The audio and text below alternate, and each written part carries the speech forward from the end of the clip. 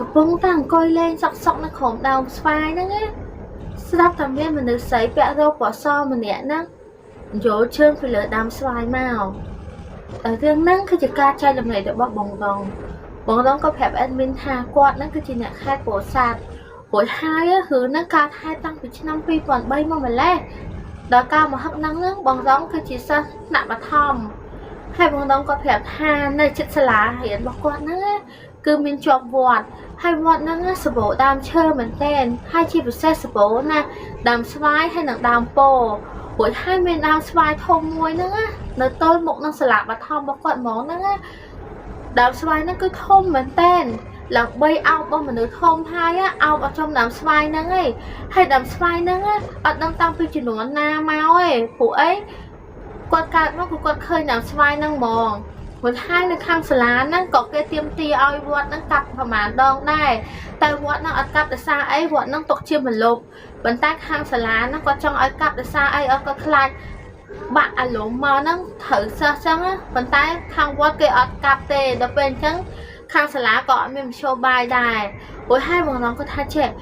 ថ្ងៃដែលព្រាយដើមស្វាយហ្នឹងលងគាត់ហ្នឹងណាគឺថ្ងៃហ្នឹងគូគាត់លេងបាល់ជុំគ្នាជាមួយមិត្តភក្តិគាត់ឬគាត់ចេញពីរៀនហើយក៏លេងបាល់ចឹងក៏ជិះពីរៀនម៉ោង5ហើយក៏នាំគ្នាលេងបាល់ដល់ពេលលេងបាល់ហត់ពេកហ្នឹងមិត្តភក្តិគាត់អ្នកខ្លះក៏គេនៅអង្គុយនៅកន្លែងតារាងបាល់ហ្នឹ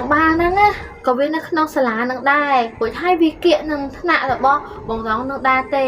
ហើយបងរងហ្នឹងគាត់ឃើញដើមស្វាយហ្នឹងត្រជាក់ហ្នឹងគាត់ក៏មកអង្គុយលេងក្នុងប្រហែលជាម៉ោង6ហើយគឺពួកគាត់ក្មេងៗទាំងអស់ហ្នឹងអត់ទាន់ទៅផ្ទះទេតែបងរងហ្នឹងពេលដែលគាត់មកអង្គុយនៅក្រោមដើមស្វាយហ្នឹងក៏អត់ឆ្ងាយពីមិត្តភក្តិគាត់ប្រហែលដែរតែគាត់អង្គុយតែម្នាក់ឯងទេស្រាប់ដល់ពេលគាត់អង្គុយលេងសក់ហ្នឹងណាស្ដាប់តែគាត់នោះឮសូរសំឡេងដើមស្វាយហ្នឹងឮសូរមេឃស្វាយហ្នឹងក្រឹបដូចរបៀបថាមានមនុស្សនៅលើដើមស្វាយហ្នឹងអញ្ចឹងណា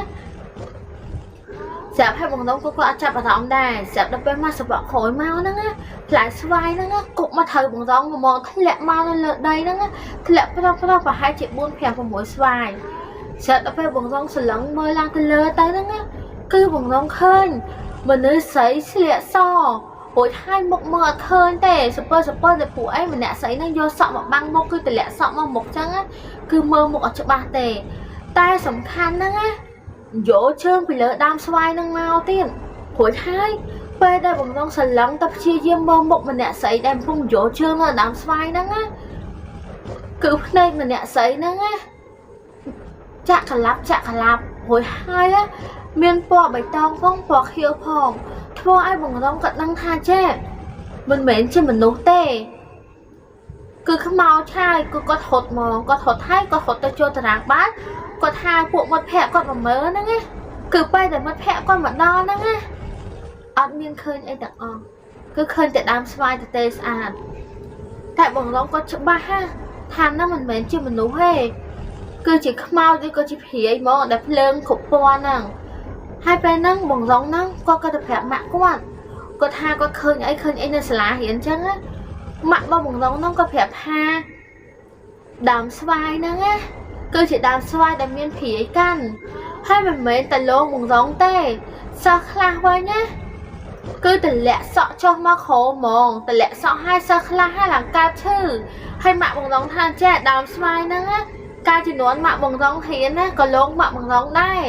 ដែលឃើញមានមនុស្សស្រីចុះមកអង្គុយនៅក្រោមដើមស្វាយហ្នឹងហើយម៉ាក់បងរងក៏ឃើញតែសិស្សដូចគ្នាហ្នឹងគាត់ក៏ទៅអង្គុយចិត្តស្រាប់ដល់ពេលដែលបាយមុខមកគឺឃើញភ្នែកឡើងគ្រប់ពណ៌ម៉ាក់បងរងគាត់ភ័យដល់ថ្នាក់ឈឺឡើងជ្រុងសក់អាហ្នឹងចំនួនម៉ាក់បងរងនៅក្មេងហើយមិនមែនតែប៉ុណ្្នឹងទៀតបងរងបញ្ជាក់ប្រាប់មានថាពួកចាស់នៅក្នុងភូមិឲ្យតែដើរកាត់នៅដើមស្វាយហ្នឹងពេលយប់គឺតែងតែឃើញមានមនុស្សស្រីពាក់រ៉ូបពណ៌សហ្នឹងយកជើងហើយជួនកាលពេលខ្លះទៀតរបៀបថាដើរទៅហ្នឹងដើរទៅចកាដើរទៅអីហ្នឹងគឺឃើញមេឃស្វាយហ្នឹងគប់តម្លាក់ចុះមកក្រោមទាំងតែពេលមើលទៅនោះអត់មានមនុស្សទេហើយក៏អត់មានខ្យល់ដែរតែដល់ពេលអ្នកខ្លះទៀតគឺឲ្យឃើញភ្នែកស្រស់ហ្មងគឺចុះមកក្រោមដើមស្វាយហ្នឹងរួចហើយបោចដៃហៅគេតែម្ដងដល់ពេលអញ្ចឹងទៅបងរងហ្នឹង គាត់លើសុំម៉ាក់គាត់ប្រាប់ហើយគាត់ថាគាត់អត់អាចទៅនៅជិតដើមស្វាយនឹងទៀតទេ